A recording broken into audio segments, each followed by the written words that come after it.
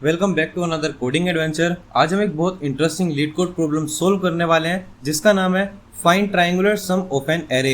ये एक medium level problem है और इसमें हम एरे मैनिपुलेशन और लूप्स का यूज करेंगे। सो अगर तुम रेडी हो तो चलो शुरू करते हैं, प्रॉब्लम समझते हैं, इंट्यूशन बनाते हैं, ड्राई रन करते हैं और फाइनल कोड लिख लेते हैं। Let's dive into the video. सबसे पहले हम एक बार प्रॉब्लम देखेंगे कि प्रॉब्लम के अंदर क्या क्या हमारे पास लिखा हुआ है। तो हमारा प्रॉब्लम नंबर है 222 find triangular sum of an array. You are given a zero index integer array nums. आपको क्या दिया हुआ है? एक zero index integer array nums दी हुई है। आप उसको यहाँ पे ऑलरेडी देख सकते हो, जहां पर आपको जो नम्स आई है वो क्या है? एक डिजिट है जो कि आपको 0 से लेके 9 के बीच में हो सकता है। दैट इज इंक्लूसिव, यानी कि दोनों इंक्लूडेड है। ट्रायंगुलर सम क्या होता है हम उसको ऊपर अच्छे से ध्यान देंगे। यहाँ पे triangular sum of nums is the value of the only element present in the nums after the following process terminates. मतलब यहाँ पे कुछ दो आपके यहाँ पे प्रोसेस दिए हुए हैं, आप इनको कंप्लीट करोगे तो उसके बाद जो भी आपके प्रोसेस का फाइनल आंसर आएगा वो क्या होगा? आपका ट्रायंगुलर सम होगा। आराम से देखेंगे, इतनी टेंशन अभी नहीं लेनी है। सबसे पहले हम इसके अंदर अपना पहला प्रोसेस देखते हैं। तो वो क्या लिखा हुआ है? Let nums comprise of n elements. कि हमारे पास कोई भी नम्स है जिसके अंदर टोटल हमारे एन एलिमेंट्स है। अगर लेंथ उसकी 1 है, ठीक है, एड तो आप उसको वहीं पे एंड कर दोगे। अगर नहीं है तो हम क्या करेंगे? एक दूसरा जीरो इंडेक्स एरे बनाएंगे जिसका नाम क्या है? New nums. और उसकी लेंथ कितनी होगी? n-1। यानी कि अगर आप सोचो आपके पास टॉप में 5 एलिमेंट्स हैं तो उसके बाद जो नया आपके पास एरे बनेगा उसके अंदर कितने एलिमेंट्स रह जाएंगे? 4 एलिमेंट्स रह जाएंगे। अभी 4 है, 1 नहीं हुआ, तो उसके बाद फिर कितने रह जाएंगे? 3 रह जाएंगे। 3 के बाद कितने रह जाएंगे आपके हाथ में? 2 रह जाएंगे। देखो समथिंग ना इस तरह से है। सबसे पहले हमारे पास ऊपर मान के चलते हैं टोटल कितने एलिमेंट्स हैं? 5 एलिमेंट्स हैं, ठीक है। तो n की वैल्यू कितनी हो जाएगी हमारे पास? स्टार्टिंग में 5 हो जाएगी क्योंकि हमारे पास टोटल नंबर ऑफ एलिमेंट्स कितने हैं? 5 है। क्या 5 इक्वल टू 1 है? नहीं है। जब 5 आपका इक्वल टू 1 नहीं है तो आपके पास कितने रह जाएंगे? 4 रह जाएंगे। आपको कुछ नहीं करना, बस यहाँ पे 1 से उसको सब्ट्रैक्ट करते जाना है, ठीक है।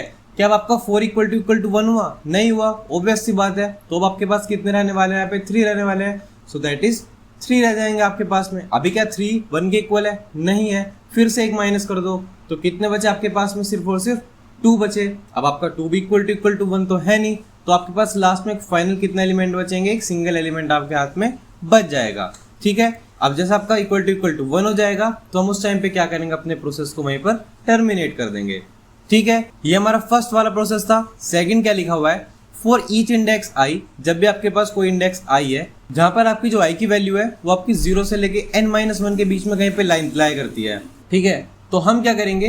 अब जो हमारा न्यू नम्स वाला एरे है, यानी कि जो देखो टॉप से नीचे वाला एरे है, अब हमें उसके अंदर क्या करना है? कुछ हमें एक वैल्यू को असाइन कराना है। आगे देखेंगे इसको अच्छे से क्या असाइन कराना है। अभी के लिए बस इतना समझो, जो आपके नम्स ऑफ आई की वैल्यू है और जो आपके नेक्स्ट वाले की वैल्यू है उन दोनों का मोड 10 कर दो, ठीक है।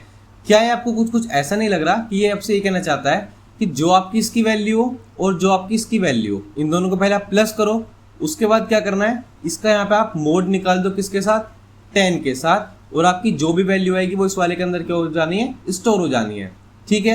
समथिंग देखो किस तरह से होगा। इन दोनों की जो वैल्यू होगी वो इसमें स्टोर होने वाली है, इन दोनों की जो वैल्यू होगी वो आपकी इसके अंदर स्टोर होगी, इन दोनों की जो वैल्यू होगी सिमिलरली आपकी इसमें स्टोर होगी, और इन दोनों की जो वैल्यू होगी आपकी वो इसके अंदर स्टोर हो रही होगी। फिर आपके पास जो इन दोनों की वैल्यू होगी वो इसके अंदर स्टोर होगी, इनकी वैल्यू इसके अंदर स्टोर होगी, सिमिलरली इनकी वैल्यू आपकी इसके अंदर स्टोर होगी। और ऐसे करते करते जो हमारा फाइनल प्रोसेस क्या है? ये जो हमारे लास्ट के दो हैं, इन दोनों की जो फाइनल वैल्यू होगी वो इसके अंदर आके स्टोर हो जाएगी, ठीक है।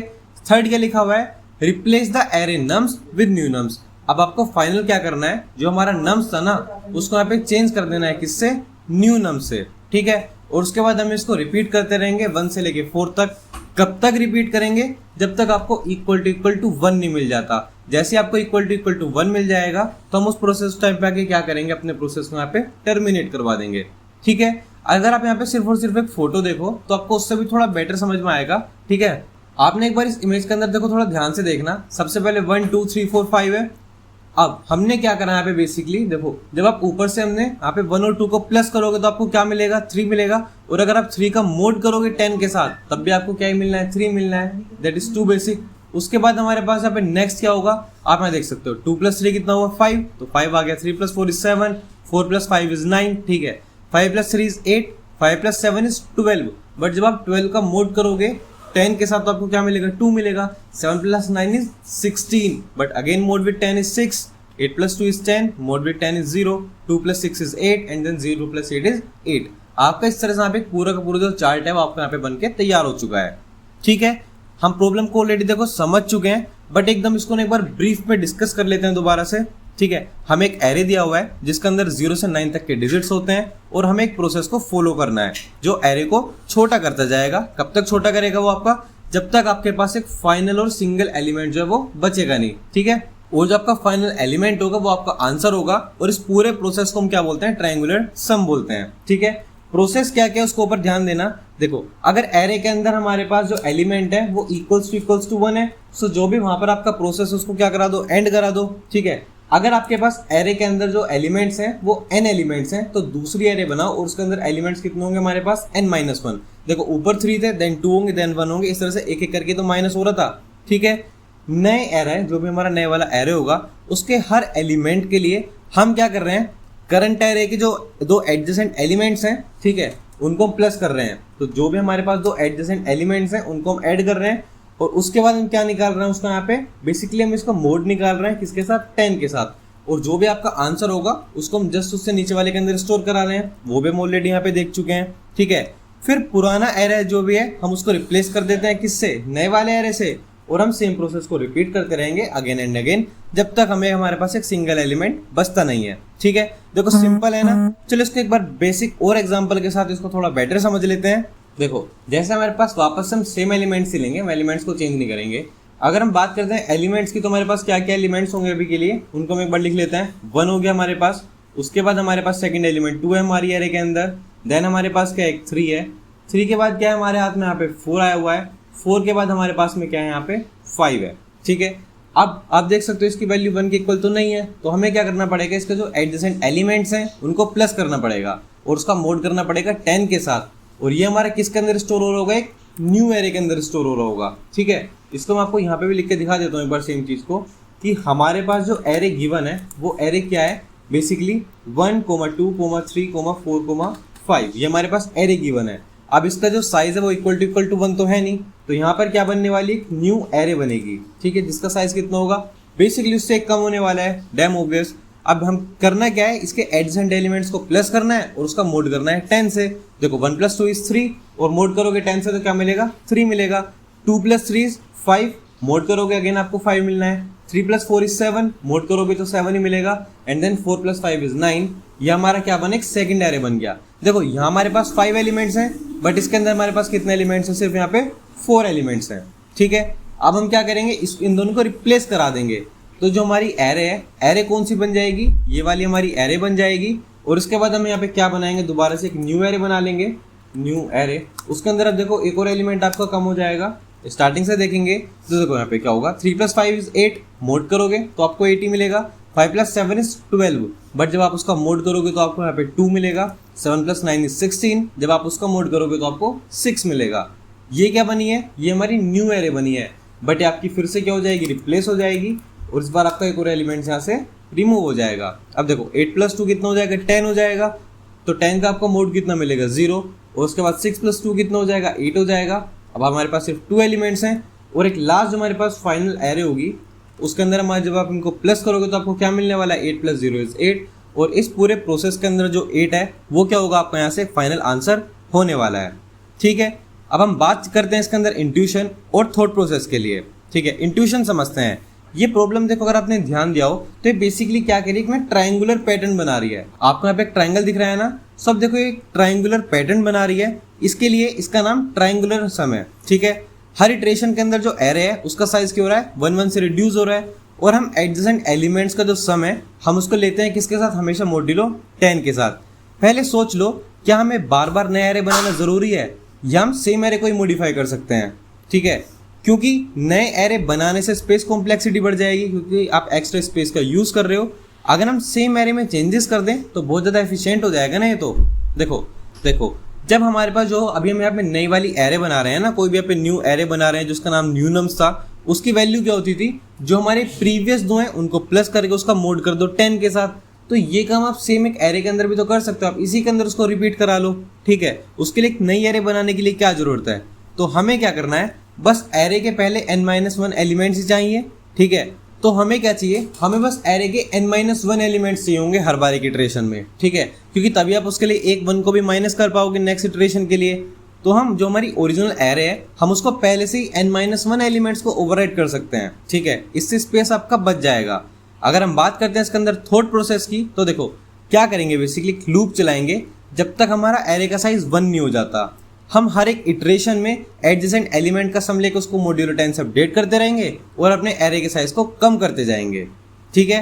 अगर हम आपसे सेम बात करते हैं, एक ना दोबारा से सेम एग्जांपल को लेते हैं बट अपने क्वेश्चन के अकॉर्डिंग, तो देखना हमारा इसका आंसर जो है किस तरह से निकलने वाला होगा। इसके अंदर सबसे पहले हमारे पास क्या है, 1 2 3 4 5 है। इसका यहाँ पे देखो साइज कितना है, मेरे पास 5 का साइज है, ठीक है। सबसे पहले क्या होगा, जो मेरी फर्स्ट बार जो लूप है वो यहाँ पे चलेगी, ठीक है। पहले इटरेशन के अंदर देखो क्या होगा, ध्यान से देखना। अगर मैं बात करता हूँ इसके साइज की, तो साइज हमारा कितना है, 5 है। अगर साइज मेरा 5 है तो लूप कितनी बार चलेगा, 4 बार चलेगा। यानी कि जो मेरा लूप है अगर 4 बार चलेगा तो बेसिकली 0 से स्टार्ट होगा और 0 से स्टार्ट होकर कहाँ तक चलेगा, वो मेरा 3 तक चलेगा, ठीक है। फर्स्ट इटरेशन की बात करते हैं, that is i equals to 0। जब हमारा i की वैल्यू 0 होगी तब क्या होगा, ठीक है। यहाँ पे ध्यान से देखना एक बार, बस होगा क्या, स्टार्टिंग में इसके अंदर भी हम इन दोनों को ऐड करेंगे और उसको क्या कर देंगे, 10 से उसका मोड निकाल देंगे। सो बेसिकली 1+2 मोड आप जब निकालोगे तो आपको क्या मिलने वाला है, वही आपको यहाँ से 3 मिल जाएगा। ये तो हो गया किसके लिए, i इक्वल्स टू 0 के लिए। आगे बढ़ेंगे, आगे इस पे आ जाएंगे तो 2 + 3 5 मिल जाएगा आपको। उसके बाद आप इसको सेम प्रोसेस को रिपीट करते रहोगे तो यहाँ से आपको क्या मिलने वाला है, 5 मिलेगा। उसके बाद यहाँ पे आपको 7 मिलेगा और उसके बाद आपको यहाँ पे क्या मिलने वाला है, लास्ट में 9 मिलने वाला है, ठीक है। अब हमारे पास साइज कितना बचेगा इसके अकॉर्डिंग, 4 का यहाँ पे साइज बचने वाला है। जब यहाँ पे 4 का साइज बचेगा तो लूप इस बार सोचो कहाँ से कहाँ तक चलेगा, 0 से लेके चलेगा बट 2 तक चलेगा, क्योंकि टोटल हम 3 बार उसको इटरेट कराएंगे, ठीक है। हम उसको बार बार तो इटरेट नहीं करवा पाएंगे। अब इसके अंदर लास्ट के एलिमेंट्स बचेंगे, उसको मैं अभी के लिए इग्नोर कर लेते हैं बेसिकली। तो अब जब यहाँ पे इसको रिपीट करोगे तो आपको क्या मिलने वाला है, पहले यहाँ पे 8 मिलेगा, 8 के बाद हमें यहाँ पे क्या मिलेगा, 6 मिलेगा, यहाँ पे 2 मिलेगा और उसके बाद हमें लास्ट में यहाँ पे क्या मिलने वाला है, 6 मिलने वाला है। सिमिलरली उसके बाद हमारे पास 3 बचे हैं, यानी कि 2 टाइम्स इटरेशन होगी और हम इस प्रोसेस को क्या करेंगे, बार बार यहाँ पे कंटिन्यू कराते रहेंगे जब तक आपको आपके यहाँ पे सिंगल एलिमेंट जो है वो नहीं मिल जाता है, ठीक है। अब एक काम करते हैं, इतना टाइम नहीं लेते हैं और सीधा चलते हैं इसके एकदम फाइनल वाले कोड की तरफ और वहाँ पे इसका फाइनल कोड लिख लेते हैं और इसको आज को यहाँ पे ख़त्म करते हैं। सो आ जाते हैं अपने कोडिंग वाले पार्ट की तरफ। यहाँ पे देखो सबसे पहले हमें क्या चाहिए होगा अपने क्वेश्चन के अंदर, सबसे पहले टोटल साइज चाहिए कि मेरे पास टोटल नंबर ऑफ एलिमेंट्स जो हैं वो कितने हैं, और उसके लिए हम क्या लिखते हैं हमेशा, int n equals to nums dot size. ये मेरी किसके अंदर हेल्प करेगा कि टोटल एलिमेंट्स को निकालने में। अब बस उसके बाद में यहाँ पे क्या करना है, बेसिकली लूप चलानी है। लूप चलाने के लिए हम बेसिकली किससे स्टार्ट करेंगे, 4 से स्टार्ट करेंगे। इनिशियलाइज किससे करते हैं, टोटल एलिमेंट्स मेरे पास जितने भी होंगे, ठीक है। तो यहाँ पे मैं क्या लेता हूँ, 4 इन, यहाँ पे ना बेसिकली साइज लिख लेते हैं, size equals to total elements कितने मेरे पास यहाँ पे n है। कब तक चलेगा, जब तक आपका जो भी साइज है वो ग्रेटर देन कितना है, 1 है, यानी कि जब तक आपके पास सिर्फ एक एलिमेंट जो है वो बच नहीं जाता है और साइज हमारा एक एक करके क्या होता रहेगा, यहाँ पे माइनस होता रहेगा, ठीक है। अब यहाँ पे हम दूसरी वाली लूप चला लेते हैं जिसके अंदर बेसिक हम इटरेशंस कर रहे थे। वो हमारी कहाँ से स्टार्ट होती है, 0 से स्टार्ट होती थी। कहाँ तक चलती थी, जो भी मेरा साइज होगा उसमें से मैं 1 माइनस कर देता था हमेशा, वहाँ तक वो मेरी चलती थी और ये मेरा एक एक करके इंक्रीज होता रहता था। हम नेक्स्ट वाले पे चलते रहते थे और हमें क्वेश्चन के अंदर क्या दिया हुआ है कि हमें करना क्या है कि जो भी मेरे नम्स ऑफ i की वैल्यू है वो किससे अपडेट होगी। देखो ध्यान से देखना है यहाँ पे, सबसे पहले नम्स ऑफ i से और उसका जो नेक्स्ट वाला एलिमेंट है, जब हम यहाँ पे इन दोनों को बेसिकली प्लस करा देंगे, सो दैट इज i + 1। और प्लस कराने के बाद में हमें क्या कराना है, उसका मोडिलो कराना है 10 के साथ, तो इसके बाद मोडिलो आ जाएगा 10। ये आपका जो भी आंसर होगा उससे हम उसकी वैल्यू क्या कराना है, अपडेट कराना है। और एकदम लास्ट वाले केस में हमें क्या चाहिए, फाइनल आंसर चाहिए। और फाइनल आंसर कौन सा आएगा, जो भी हमारे नम्स का 0th एलिमेंट होगा या फिर फर्स्ट एलिमेंट होगा, हम उसको यहाँ पे क्या कराएंगे, बेसिकली रिटर्न करा देंगे। अब एक बार क्या करते हैं, इसको यहाँ पे रन करके चेक करते हैं एंड आप देख सकते हो इजीली हमारे दोनों के दोनों जो टेस्ट केसेस हैं वो यहाँ पे पास हो चुके हैं। सबमिट करके इसको एक बार चेक कर लेते हैं ऐसे।